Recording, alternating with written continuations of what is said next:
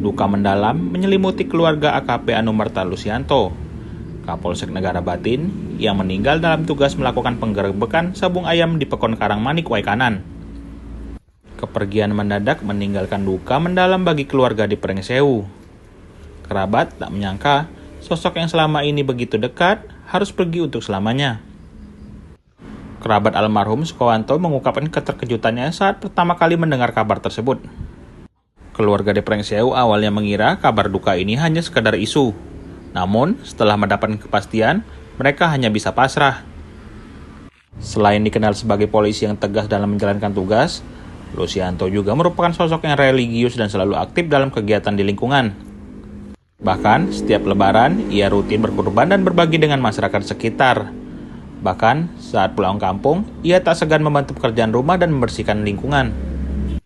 Ketika begitu mendengar kabar Polsek almarhum ini sudah tidak ada, gimana Pak? Ya yang jelas kaget lah, nggak nyangka gitu loh. Tahu-tahu udah kabar kita ada penggerebekan kok korban meninggal kok atas nama Lusianto gitu. Kaget lah yang jelas. Sebenarnya sih nggak ada firasat apa-apa.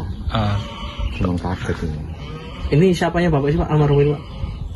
Ini masih saudara, masih adik dari bapak gitu loh. Oh, jadi kalau ini ketemu ngobrol, manggilnya siapa?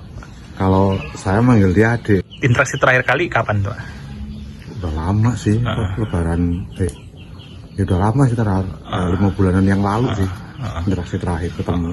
Setelah itu berangkat lagi nggak pernah ketemu, pulang nggak ketemu gitu. Tapi orangnya gimana Pak kalau sama Bapak ngobrol-ngobrol gitu? Ya orangnya ya cuek, enak sih, jadi ngobrol, sering bercanda gitu. Kesehariannya di sini juga rajin apa? Ya rajin, memang aktif dia ke musola. Lingkungan juga rajin, ada pas dulu ada kurma paris itu pasti aktif itu.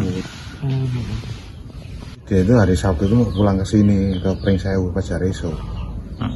Cuman ya ada musibahnya jadi pulang akhirnya.